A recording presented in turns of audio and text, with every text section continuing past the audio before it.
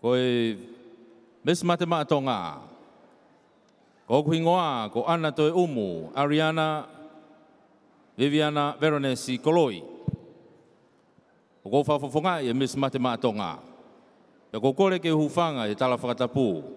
Ka ulave atu ki o kake I he poni. Ko kake I ko teunga kakala tui ki he ngatu tā uri.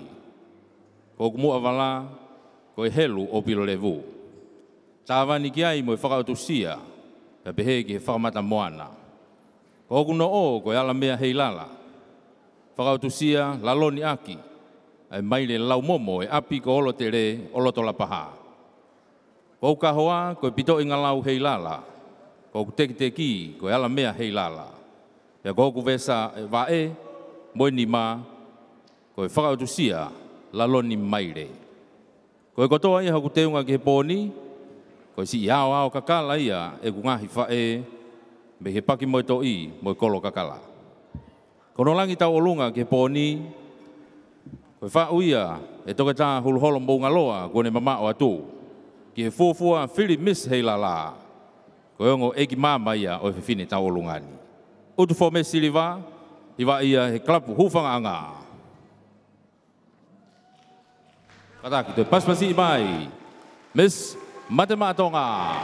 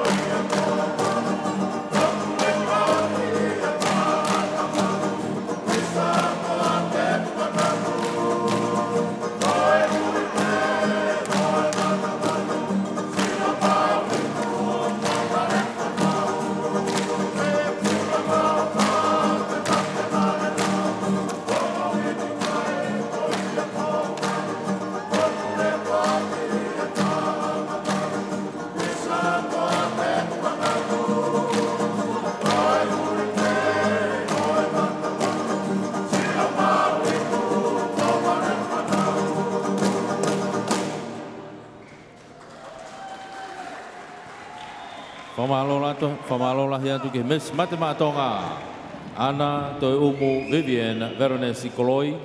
Whamalola tu ki he punake sisi uno helu. Malo.